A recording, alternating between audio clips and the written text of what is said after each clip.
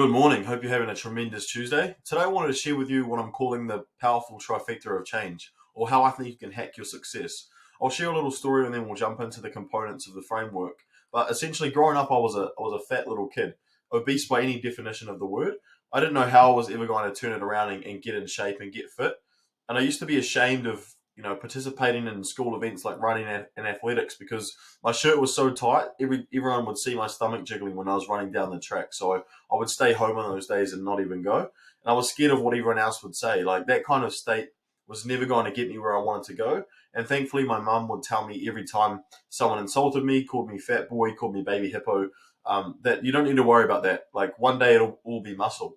And I didn't know how I was going to get there, but I believe my mum because mums are never wrong, right? Like she was telling me that one day it'll all be muscle. Like you don't need to worry about what they're saying. So, and I believed it. So I had that embedded in my subconscious mind for about 14 years. And I used to dream of showing up to school with massive muscles, looking jacked as hell, and proving to everyone what I was capable of.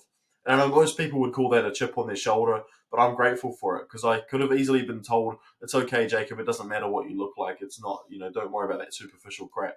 Then one day after school, I found the history of bodybuilding. I saw Arnold Schwarzenegger and decided that's what I wanted to look like. I had the story. I believed I was going to turn all that fat into muscle.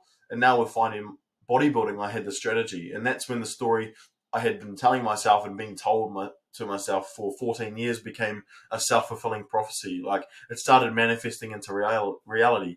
I ended up falling in love with bodybuilding and growing a decent physique after about 5 years of training. I did everything I could to make the story come true. I say all this to say be mindful of the stories you tell yourself as they form your identity. We all have stories we tell ourselves every day about what we can and can't do, who we are and who we aren't. And I believe the first step to becoming who you want to be is deciding who you want to be and continuing to tell yourself the story about who that person is every single day. Like if I wanted to be an athlete, I could tell myself I'm an athlete, or if I was overweight as heck, obese, I could say I'm healthy, I'm in shape. I believe this is the only way to get where you're trying to go because the overweight person will never be in shape if they wait until they're in shape before they start acting like an in shape person. If they were telling themselves they're in shape daily, it would be much easier to succeed because they would make choices that an in shape person would make.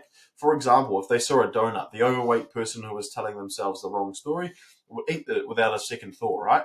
Whereas as the overweight person who's telling themselves they're in shape and they're going to get there will decide not to eat it because that's not what an in shape person would do. They've decided who they want to be and acted in line with the story they're telling themselves to become that person. And the stories we tell ourselves will shape who we are and who we become. Once you have the story, the next thing to have is the strategy. When I was a chubby kid, I knew I was going to become muscular. I told myself every day, my mum told me. But the story only got me so far. I needed a strategy as well. I needed an actual way to get where I was trying to go. For me, that was finding weightlifting and bodybuilding because the story I wanted to come true was that I wanted to have a lot of muscle. I could have found a different strategy if my story was different. Like it could have just as easily as been cycling or running or martial arts in order to lose the weight and get in shape. But for me, it was bodybuilding and weightlifting because I wanted to build a lot of muscle. In any case, once I had the strategy, it became a lot easier to make the story come true, right? I had a way, a means, some tactics I could use to make the story come true. And the last piece of the trifecta is your state. There would be no chance of succeeding, of building a muscular physique if I was down in the dumps. I needed to be enjoying what I was doing and excited to be following the process. I wasn't as aware when I was 14 about state of mind. However, over the last few years, I've found different ways to change my state, get into a better mood and feel better about what I'm trying to do. I found meditation a great way to change my state and get into a more grateful and abundant mindset. I aim to do about 8 to 10 minutes a day. Doing this has helped me get in a more abundant mindset and focus on like there's so much out there in the world that I don't need to be acting from a place of scarcity. Like I can give back more. And I think when you're in that state, it's more likely you're able to give and be in a better state in order to get where you're trying to go. Things like your posture as well have affected your state of mind. Like where you're sitting right now, are you sitting upright and like in a powerful position, or are you kind of like slunched over your phone? That kind of state is harder to get where you're trying to go from. So exercise is probably the best state of mind changer I've found as well. I don't think I've ever gone to the gym and come out feeling worse than when I went in. I found another great way is to ask myself questions. Like what mean by this is if I hear myself saying a negative or limiting belief, I just ask myself, does this Does having this belief serve me, or does it serve to destroy me? Will that belief help me get closer to my goals or take me further away? Like, why do I have that belief? What is the right belief I need to have in its place?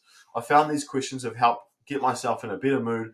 Sometimes I've found there was just a rubbish belief making me feel bad about what I was doing. And people also are a great way to change your state of mind, like hanging out with the right people. They have to be great people though, like people who are doing stuff and out there crushing it. Remember, no one is doing better than you will look down on what you're doing and cast criticism. That kind of talk only comes from people who are at the same level or below you, as they don't want to see you succeed, right? They want to drag you down to their level and don't want to see you progressing and getting better. Once you're in the right state, you have all the three pieces of the powerful trifecta of change. You have the story, you have the strategy, and you have the state. Three pieces of the trifecta that will get where you're trying to go. Question the stories you're telling yourself each day. Are they serving to empower you or destroy you? What stories do you want to tell yourself? What stories would the person you want to become tell themselves? What strategy are you using to get where you're trying to go?